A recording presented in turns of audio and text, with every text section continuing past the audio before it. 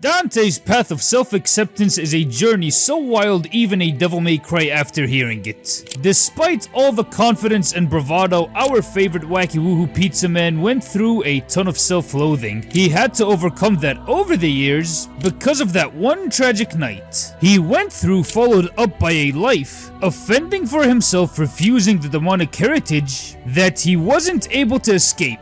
Because he can't. Today, I'll be going over that entire journey. Starting his life off as a roughhousing kid, he was living life to the fullest, bullying his little bro after buying some poetry to read, wanting to fight him just because playing with him was fun. Till that one night where Virgil got sick of Dante's antics, leaving the Sparda manor for the place to receive a few unwanted guests from the Demon Knight's biggest hater. Because of a pity-ass backstab burning the house where Eva managed to catch up with the 8-year-old Dante, hiding him in the closet, telling him to change his name for the sake of hiding from Mundus' lackeys. The linchpin of Dante's self-hatred. Keep in mind he had a pretty close relationship with his mom. In fact, it's hinted through the picture on his desk. His entire color scheme is literally the same way Eva matched her color palette. Through all of Dante's drip, the dude is a walking tribute to the woman. Plus, it's obvious how he acts in DMC 3. It's also spelled out bluntly in DMC 1. My mother looked like my mother.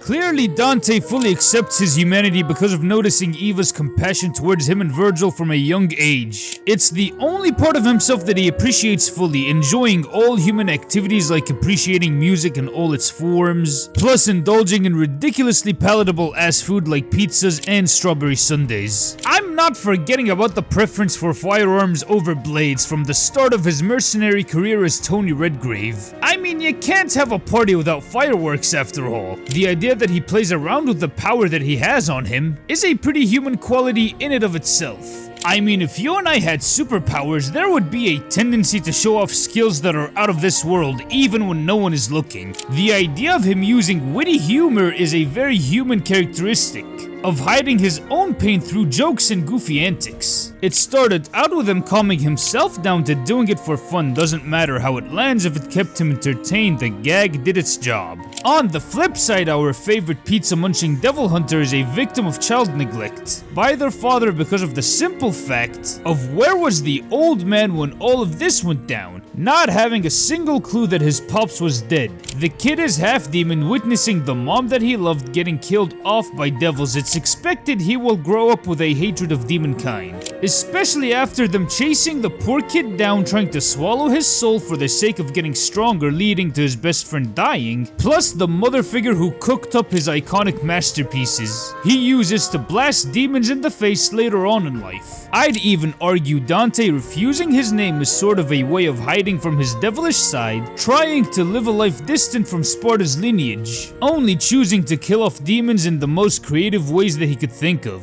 Is in Tony's mind a way of blowing off some steam, getting back at the bastards who took away his childhood. I even think the subplot in the Devil May Cry 3 manga of Dante not using rebellion makes sense to hone in how much he hates his demonic genes, actively refusing upgrades since to him it's bad enough he's part demon. Why the hell would he want to be full demon? That mindset ultimately leads the misguided Tony to watch all who he cares about die because of the complete refusal of him as a half-devil son of Sparda. Either way, he had to face his name as Dante, putting him on the first path of self-acceptance. By the time Devil May Cry 3 rolls around, the young, uncaring lad is challenged by this Johnny Sins-looking dude to accept an invite to his older brother's Raising Hell on Earth reunion bash. Because of that time he lost to Virgil, knowing what he wanted to do, he decided to sit it out, not to open the gates to the demon world. Because of it erupting and them suicidal demons wrecking his shop, he went anyways, mainly for the selfish reason of getting even with his older brother. The clueless child in red, still loathing his own flesh and blood, not fully believing himself to be human, obviously not wanting to be a devil himself, keeps on moving towards Virgil till he bumps into this one girl who carries the same family issues he does. In particular, daddy issues. Going back and forth trolling the girl, carrying a similar blind hatred of demons that he has. Only difference here is that it's guided towards ending familial quarrel to stop the world from shitting itself. Because of the psychotic bleeding Johnny Sins' obsession with Sparda's power without reading the fine print, slowly screwing Dante's head on straight. The first time he meets Virgil in the tower, wanting nothing more to do than just beat Virgil's ass, especially him going full throttle on his demonic side, lo and behold, the underpowered Dante winds up getting folded by Virgil's stormy stab,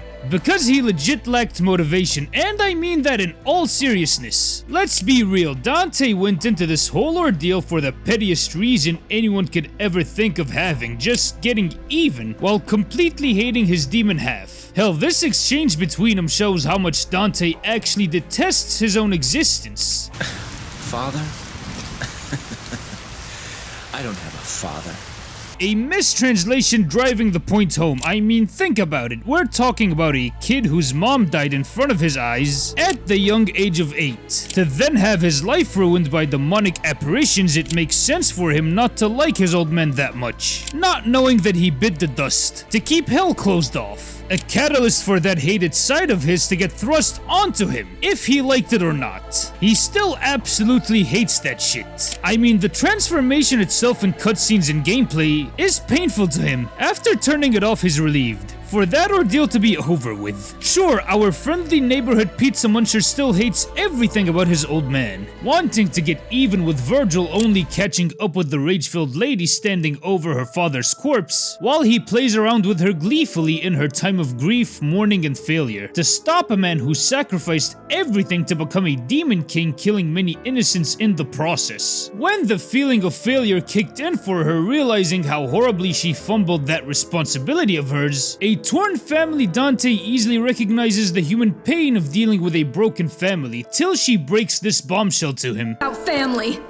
You're a demon! The red-coated devil hunter is frozen to his core like a nerve was struck, hitting him hard, reminding him of the part of himself that took his mom and brother away from him, the part of himself that he feels like he could do better without, smashing away at his pride, cancelling out the Wackey Woohoo Pizza Man persona entirely, switching it over to the angry, sad pizza dude. Even though he's pissed off, he has more of a legit reason to try and stop Virgil, not for a petty comeback, but a legit effort to clean up the mess made by his brother, along with a long time mess made by his old bug man, a pretty huge step from outright running away from himself. He's even on the same level as Big Bro after the three of them get punked by this Joker, opening up them hell gates. Dante and Lady end up in the same spot after a sincere save on his part. He finds the girl determined to haul ass after the bald bastard, even though she wouldn't stand a chance. Regardless, she still feels heavily responsible for the screw up that just happened now. It's her dad after all, it only makes sense for her to put him out of his own misery to end this nightmare. Despite feeling insulted, getting called a demon, he feels a bigger sense of responsibility as an actual son of Sparda. Not exactly hating his pop,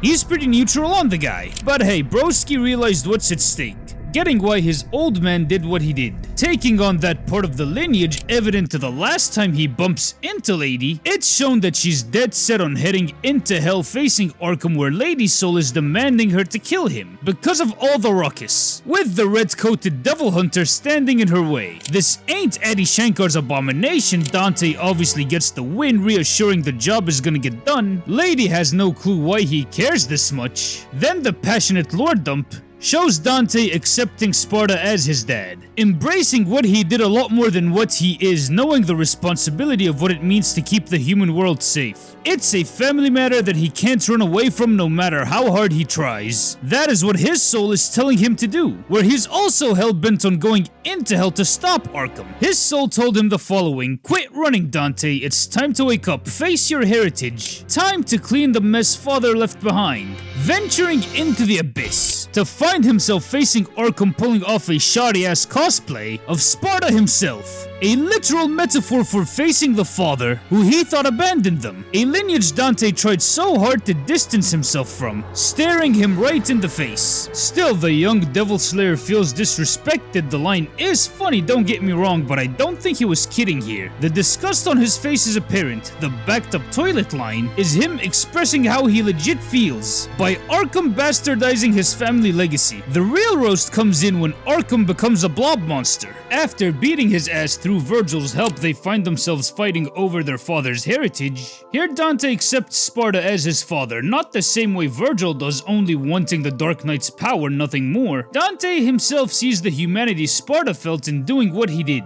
The son who grew up hating his dad felt his very soul getting why his pops did what he did, knowing what's at stake because Lady put some sense into him due to her own actions. That's actually how Dante managed to beat Virgil, through true acceptance of Sparda, through a painful decision he had to make. Saddest thing, he tried to reach out to his brother. Virgil's stubborn ass stayed behind in hell, leaving the demon hunter with the incomplete sword. His father wielded a sign of accepting him only partially, ending with the blade Virgil and Arkham spent years plotting to get for Dante to have it. Without planning for it, only forced to exchange Virgil, a tear-jerking irony so sad even a devil may cry. After the loss of a loved one, discovering humans that are as maniacal as any demon could be, plus the rare few nuggets of kind devils crying for their loved ones, hinting to Dante that both of these sides can work together to make the best outcome, carrying into the start of the Devil May Cry shop opening.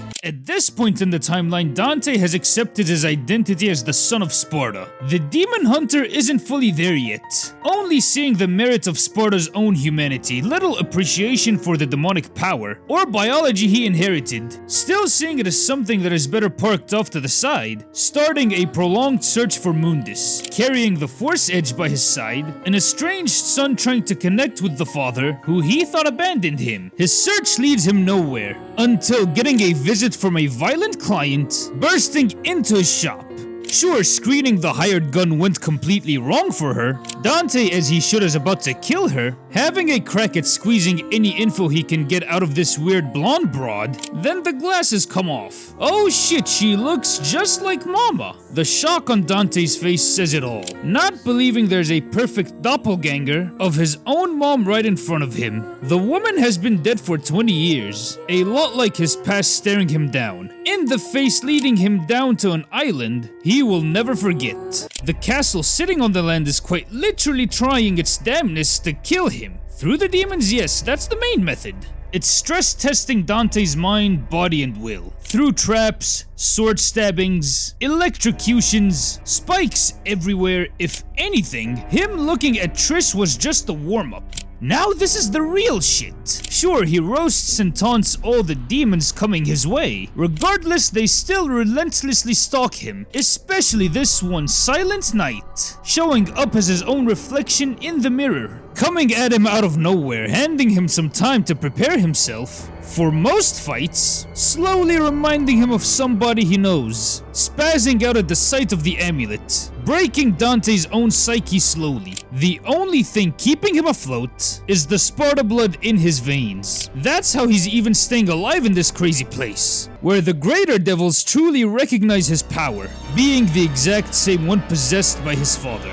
The loyal Griffin still wants to keep on fighting after losing a wing, fighting Sparda's kid. Even Dante, the biggest demon hater, had the courtesy of telling the birdie to chill, for the sake of crying out to his master Mundus. Then the cruel three-eyed bastard refuses to give his most loyal servant a chance, murdering Griffin in cold blood, in front of Dante, reminding him exactly of that three-eyed he saw after his mom died in these flames, seeing the real vile cruelty of demonkind, the same one that Sparda took a stand against. This time there's no bad blood towards the Dark Knight. Instead, there's reverence and respect for what he did, fueling the fire of vengeance in Dante's heart. Linking up with the Honorable Dark Knight again, getting used to his antics at this point in the adventure, then face reveal plot twist. It's Virgil right here. Our pizza muncher is confused, scared, and disappointed to find Virgil brainwashed, riddled with rickets, thinking is this what his quest for power led to all this time, forcing him to fight his brother again, reliving the painful memory over the demon world once more, receiving the full power he and Arkham intentionally plotted on getting, passively unlocking the Devil Sword Sparda in one night, a symbol of Dante accepting his dad, carrying him and his legacy on his back. Kinda like his dad is guiding him through an inevitable fights with Mundus. Before that, he got backstabbed by Trish. Second plot twist, she was a pawn sent by Mundus, luring Dante into his trap, for the sake of getting even with his pops, by wiping out his entire bloodline stained with dirty ass human blood. Kinda ironic when you look deeper into how demon power works in this universe. Going through a hard ass betrayal by one homunculus, a perfect clone of his dead mom. A brutal attack on his mind, soul, and body. Despite all of that, he still rushes to save the clone, just because she happens to look like his mom. Then Dante goes off to face off against the very source of his own self-loathing. Mundus. Maybe it starts off with roasting the Demon King. Still, the ruler of the underworld knows exactly how to push Dante's own buttons, trapping his own homunculus, trying to emotionally weaken the son of Sparda, finding the perfect opportunity to strike him. Lo and behold, Trish found a similar humanity to the one Sparda had, risking her own life for him, reminding him of his own mother's act of compassion. Mundus, flabbergasted by looking at the humanity in front of him, trying to kill Dante. To his shock, the half-breed's humanity and demon side are working together, side by side, after knowing exactly what Sparda was up against, a soulless demonic tyrant, only hell-bent on ruling the world at any cost, not caring who gets hurt. Not only did it piss the Devil Hunter off, telling him his mom was disposable, a king with an attitude like that deserves to stay dead. In the textbook definition of irony, Dante takes the shape of the Dark Knight he truly hated. A lot like son and dad working together to take this tyrant out. If I'm being real, this is when Dante gets the idea of how this power should be used. If it has no purpose of a direct target behind it, then this power is completely pointless. That's why in this entire battle he has no problem controlling the power of Sparda, using it as his own, as if he's fighting with the support of his old man. Brutally wounding Mundus. Still, the demon hunter doesn't hoard the blade carrying Sparda's absolute power. He hands it over to his mom's lookalike, not trashing it because he hates his pop or anything. It's him handing it over to a new friend who he could trust after risking her neck for his own life. Almost like a metaphorical reunion between mom and dad, carrying through the final showdown against the desperate Mundus. Getting help from the demon Trish, finally finishing off the devilish Mundus. Throughout the entirety of DMC1, Dante's journey throughout the self-acceptance process literally comes at the middle point, realizing his demon side is a pretty useful tool to protect the innocent from the most vile apparitions out there, by getting more help through either his own demon powers and heirlooms. Getting a grasp of the direction needed to guide that power. To Dante, it's only a tool to pull out when necessary. He doesn't hate it or anything, he's neutral about it. The neutrality comes from the fact he was saved by a demon, having his old man's help to deal with the devil who fucked his life up. He still lives as a human, considering the humanity's true side, choosing to live as a human. Right here we wind up seeing how the half-demon Devil Slayer lives his human life after reflecting on his own past experiences. The dude closes himself off from all human interaction around him. He remembers what happened when he had friends. There are still demons who are after him till this very day. Sure, to him they are nothing more than an annoying ass cockroach. Still, the humans are the cockroaches to the demons in that situation. Till his own childhood pops up in front of him in the form of Patty, a kid who lost her mom because of the demons. In this world, Dante clearly sees himself in the child. Obviously, he tries to distance himself from her. It shows that he actually cares for the kid, making sure that she's exposed to as little violence as humanly possible on many occasions. Till Patty's mom knocks on Dante's door for his services, managing to reunite the kid with her mother. I mean, look at the dude's smile. He's way happier here than the time he blasted Mundus in the face, stopping what happened to him as a kid from being done to another child. It's like the red-coated devil hunter managed to redeem himself, in his own eyes beating out Sid, another power-hungry hobo, with only a dash of off-screen devil trigger. But still, Dante is pretty unsure of himself, closing himself off from Lady and Trish, still seeing himself as an outcast. The crippling depression and trauma ain't exactly helping out either. The depressive state still carries through with Dante, not cracking a single joke throughout his time at Vita Marley, carrying neutral feelings towards his demonic side and Sparda, using it as a means to an end to stop Arius from getting Argosax's power, guiding Lucia, another homunculus like Trish, lineage, in a similar way to how he was guided by Lady in his younger years. Finishing Arius off to find Lucia wishing to die by his hands because of her nature. In a way, Dante sees his self-hating past staring right at him, telling her that devils never cry. A phrase he used to refer to himself for hiding tears away is now being used towards demons and half-demons showing a human conscience. The portal opens, Lucia wants to head in there, but the son of Sparda went into the demon world, knowing full well that's what Dad would have done. Literally walking in Sparda's footsteps, accepting his own destiny, shooting the all-powerful Argosax in the face, killing the thing instead of sealing it, riding all the way into hell. At this point, he doesn't really resent his power or revel in it too much, only using it when it's called for, dropping the absolute hatred for Sparda, throwing it out of the window, being more secure about who he is, still seeing himself more human than demon, only leaving that side on standby till eventually leaving hell.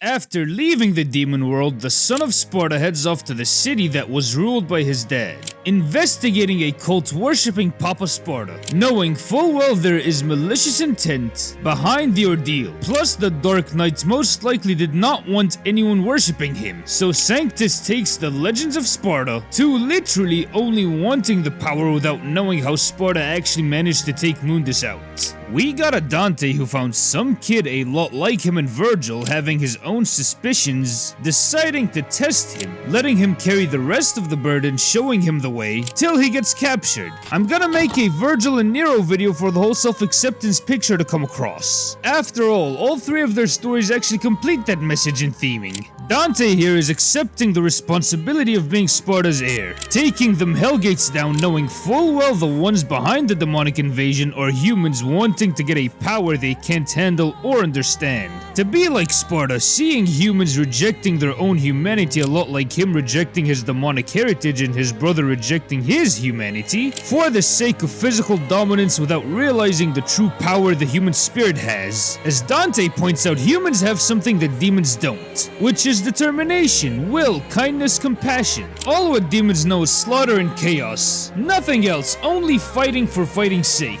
All that power has no direction whatsoever. Realizing that Sparda's rebellion resealing Mundus, Argosax's death, was only possible because of his humanity, directing Dante's demonic power, trying to pass that same message on to Nero, finally accepting that demon have slightly more than he used to, still accepting his humanity more. At this point in the timeline, Dante found himself losing most of the fire that he had, fighting demons a lot like the anime and DMC2 timelines. Seems like he did it all, still viewing himself as a freak, staying away from all human interaction, living in his dump of an office till a stranger comes by with a job offer, accepting it for the sole purpose of getting away from Patty's birthday party. The confirmation is the dead brother behind it, Virgil, coming back as a huge-ass tyrannical hentai tentacle monster. Shocked after seeing him as an uglier Mundus, knowing that he should be stopped dead in his tracks before Nero gets caught up into the mix. Obviously, Unc doesn't want nephew to kill his own dad despite the overdue child support payments, and trust me, they are many. The rebellion keepsake is shattered, meaning he can't shy away from his demonic heritage no more, picking up the Sparda, calling out for his old man's help, to get yeeted out of the map and into a coma. All what Dante has to do is head to the source, the Clyfoth tree. Lo and behold, the actual source is where it all started, the Sparda Manor. Instead of heading straight to the tree, the Devil Hunter stops for a second to reflect on his dad's legacy, his brother, and his own existence as a half-breed, figuring that Virgil split himself apart, fighting Virgil's demonic side all this time, to finally take the plunge, facing the family portrait, absorbing the rebellion and the Devil Sword Sparda into him. Instead of somebody else stabbing him, he shanks himself, accepting both his demonic and human sides, finally getting the message straight that Dante needs both of his human and devil half. No one side is better than the other. Both of these halves make Dante Dante, the power and heritage needed to fend off the forces of hell, given purpose by his human blood, handing that strength its purpose. A lesson Virgil has yet to learn. The son of Sparda is now whole, easily beating Virgil's demonic half, For the one sole reason that Virgil here is absolute power. All the raw strengths of demonic energy without a purpose or anything to protect. After all, strength is a choice, fighting like hell for what's important. If there's no purpose, it's a useless pile of shit. Just a half Virgil getting flattened by a complete Dante, who learned the demonic heritage he hated is not a curse. He should cast aside nor just a mere tool. It's an essential part of his being, a lesson his brother learned from a different angle. That'll be explored once we dive into the storm. With that out of the way, we come to the end of this video. What were your guys' thoughts on it? And what was the moment that made Dante develop the most as a character? Let me know in the comments down below. If you liked this video, be sure to hit that like button. At 1,000 likes, I'll make the second part, which is the Virgil self-acceptance video. And be sure to hit that subscribe button real impact style. I would really like to thank everyone for getting me to 10,000 plus subscribers. You guys rock. I did not forget about that real life Dante combo video. It's gonna be out pretty damn soon. I'm still shooting it at the minute. Turn on all notifications to get notified on whenever I put out a new Devil May Cry or other action game video. This has been the Devil Joe signing out.